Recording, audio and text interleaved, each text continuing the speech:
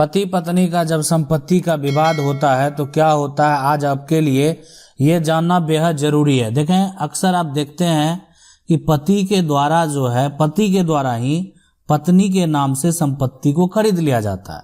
कोई जमीन खरीद लिया है, कोई मकान खरीद लिया, क्या हक होगा उस पत्नी का उस पे? सारा पैसा अगर पति के द्वारा दिया जाता है, जितना भी खर्च लगे वो पति के द्वारा दिया जाता है, और जो पैसे कमाने वाले हैं ना वो भी पति ही है। पत्नी जो है वो हाउस वाइफ है, पत्नी का कोई इनकम नहीं है। या ये भी हो सकता है कि पत्नी भी कमा रही है, हक क्या होगा उनका? और अक्सर ऐसा भी देखते होंगे कि जो जमीन मकान है वो पति और पत्नी दोनों अपने नाम पे लेते हैं, मतलब दोनों का उसमें हिस्सेदारी होता है। नाम जो होता है वो दोनों का होता है। तो क्या हक बनेगा उस पत्नी का? तो चलिए आज इसको समझते हैं और इसको समझने का प्रयास करेंगे। देखें, जब भी आप अपनी पत्नी के नाम से कोई भी संपत्ति को खरीदते हैं और सारा पैसा पति के द्वारा दिया जाता है ना, तब आपका अगर कोर्ट में विवाद चलेगा, मान लेते हैं आज पति जो है पत्नी वो संपत्ति लेना चाह रही है, वो हक का दावा करना चाह रही है और आपका कोर्ट में विवाद चलेगा, तो आपको यह बात प्रूफ करना पड़ेगा कि आपने सारा पैसा जो है वो दिया है। और ये बात अगर आप प्रूफ करने में सक्षम हो गए तभी कुछ गुंजाइश है। और आपने भी अगर पैसा जो है एक तरह से लीगल तरीके से ना दे के इलीगल तरीके से दिए, जो कि आप प्रूफ नहीं दे सकते, तो आपको फिर दिक्कत होगा। इसीलिए जब आपके पास प्रूफ, आपने किसी को चेक दिया, आपके अकाउंट से पैसा जो है वो माइनस हुआ, कटा, डिडक्ट हुआ, और आपने किसी को जो है मान लेते पैसे को ट्रांसफर किया, लेकिन आपने कैश का अगर लेन देन किया ना सारा कुछ, और आपके पास भी उसका कोई प्रूफ नहीं है, तो फिर आप कैसे प्रूफ करेंगे उसको? और पत्नी अगर ये प्रूफ करने में सक्षम हो जाए कि उनको ये संपत्ति उनके पिता के द्वारा उनको ये पैसा दिया गया, आपको ऐसा प्रूफ करने में सक्षम हो जाएगा आपको इतना पैसा मिला हुआ है, तो आप फिर कुछ नहीं कर पाएंगे। तब आप वो संपत्ति जो है वापस नहीं ले पाएंगे। आज जो सवाल है, चलिए सवाल देखते हैं। सवाल है कि I have filed petition in court for divorce and court for the property transfer in my name.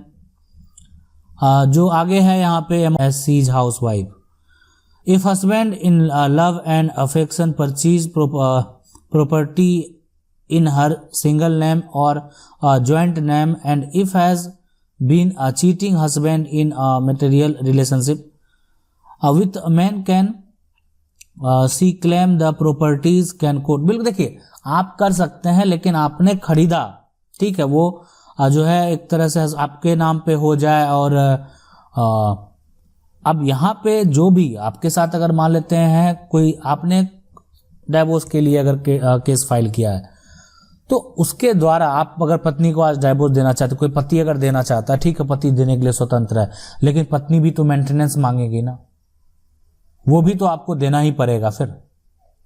रही बात प्रॉपर्टी की, अगर वो प्रॉपर्टी आपने उनके नाम से भी खरीदा है, लेकिन अगर वो मान लेते हैं आप ये प्रूफ करने में सक्षम हो गए कि आपने सारा पैसा दिया है ना, आपके पास इसका प्रूफ है, तो फिर आपको वो जरूर मिलेगा। आप ये जो है यानी आपको जरूर मिलेगा, लेकिन आप ये प्रूफ सारा तैयार कर लें कि आपने जिससे भी संपत्ति को खरीदा है उसको कब, कैसे आपने पैसा दिया है। आपने जो अकाउंट से अगर दिए होंगे तो आप उस स्टेटमेंट को तैयार कर लें कि आपका वो पैसा कैसे आपको मिला और कैसे आप वो सब जो है पैसा आप उसको पे किए। अगर ये प्रूफ आपके पास है तो संपत्ति आपको जरूर मिलेगा।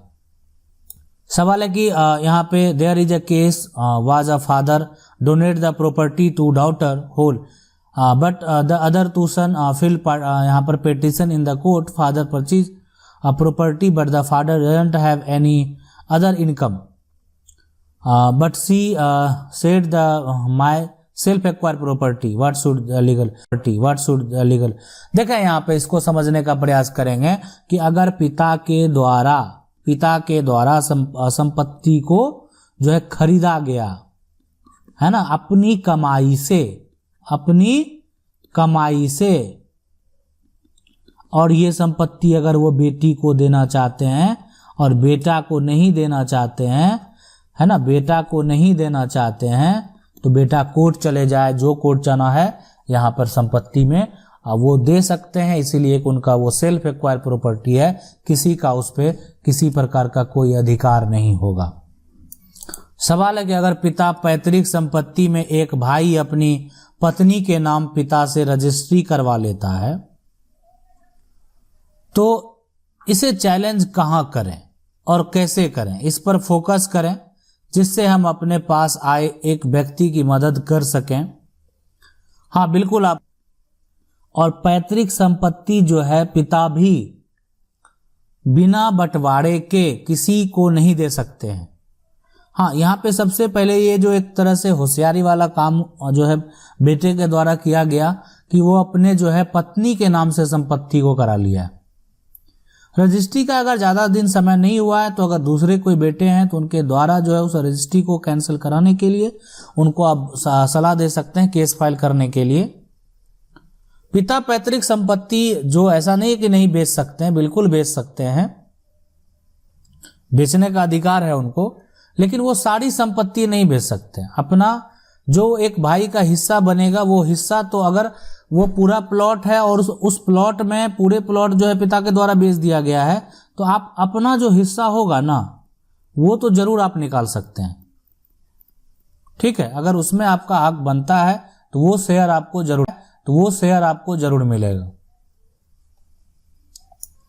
सवाल है कि सर एक ही प्लॉट में दो आदमी के नाम से रसीद कटता है, नेट पे भी दिखाता है, एक ही प्लॉट में दो आदमी का नाम।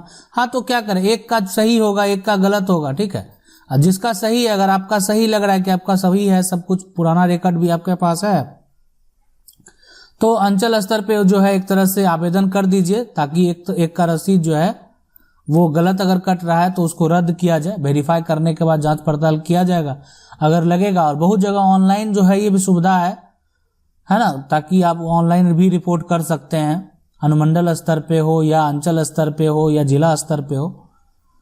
तो पहले आप जो है अपने अंचल जो क्षेत्र है, आप उसी क्षेत्र के स्तर पे जो अधिकारी हैं राजस्व के, उनको आवेदन करें और ये बात स्पष्ट करें कि वो आपका जो है वो सही है और दूसरे व्यक्ति का जो है वो गलत तरीके से उनका नाम शो हो रहा है, कृपया करके उसको पोर्टल से हटाया जाए। अगला सवाल है कि सर जी 40 साल पहले 5 भाइयों ने 5 एकड़ जमीन नगर पालिका को गिफ्ट दे दी, गिफ्ट डीड में जो है वो दे दी है, उसकी रजिस्ट्री करवाई अपने इच्छा से, तो क्या उसकी जो है मालिक नगर पालिका होगी? तो बिल्कुल जवाब इसका हाँ है। और इसलिए 40 साल पहले का मामला, आज का मामला तो है नहीं। अगर कोई भी स्वेच्छा से वो स्वतंत्र है किसी को देने के लिए संपत्ति, अब अगर मान लेते हैं किसी का इसमें हक मारा गया, हिस्सा मारा गया, तो आज वो उस पर विवाद उत्पन्न कर सकता है। लेकिन अगर ऐसा नहीं किया गया है तो किसी प्रकार का दिक्कत नहीं होने वाला है, इसलिए कि वो संपत्ति तो दे दिया गया है। ठीक है, सवाल है कि सर हम लोग पूरा परिवार ननिहाल में ही, हम 3 भाई हैं और मेरी नानी अपनी खतियानी जमीन मेरे 2 बड़े जो है भाई के नाम ट्रांसफर कर दी। सर मैं जानना चाहता हूं क्या मेरा कुछ कानून अधिकार है जो बड़े भाई की खतियानी संपत्ति पर छोटे भाई का हक होता है?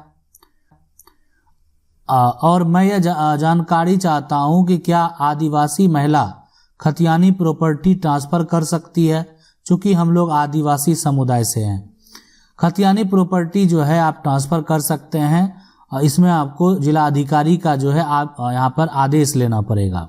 ठीक है, जिला अधिकारी का आदेश ले लें, आदेश के बाद आप कर सकते हैं।